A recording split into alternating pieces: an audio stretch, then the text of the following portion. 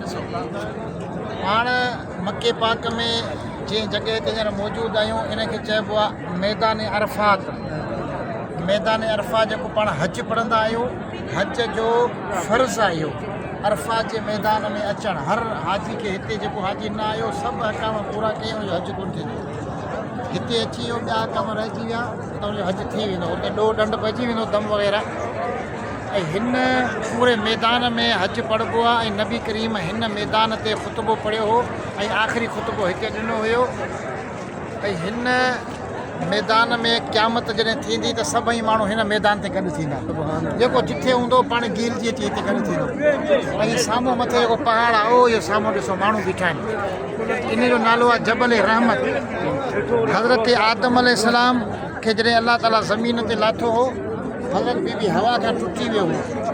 300 साल हज़रत आदम अलॻि हुयो, बीबी हवा अलॻि हुई। पोइ हज़रत आदम रोअंदो रहियो, माफ़ी वठंदो रहियो, रब्बना ज़लमना पढ़ंदो रहियो। पोइ 300 साल खां पोइ हिन जबल ते हज़रत आदम खे माफ़ी मिली। पर माफ़ी कहिड़नि लफ़्ज़नि सां मिली? तफ़सीर रूहुल बयान में अल्लामा इस्माइल हक़ी लिखियो आहे त आदम अलैहिस्सलाम जॾहिं असांजे नबीअ मिठे मुहम्मद जो नालो वठी दुआ घुरी, अलाह ताला उहा दुआ क़बूल करे वरिती। अल्हम्दुलिल्लाह। हीउ ॾिसो पूरी दुनिया जा हाजी गॾु थिया आहिनि सिर्फ़ु हिते ज़ियारत जे लाइ, दुआ जे लाइ। मथे चढ़णु या हिते बीहणु ॻाल्हि साॻी आहे, हीअ बि जबल ई आहे, पर हुननि कटे टुके इहो थोरो हिसो बचायो आहे, बाक़ी हाजी हिते हेठा आहिनि। हिते पाण दुआ घुरंदासीं, दुआ खां पोइ सलाम पढ़ंदासीं ऐं उन खां पोइ पंहिंजो टोटल अधु कलाक आहे, तंहिं मां 15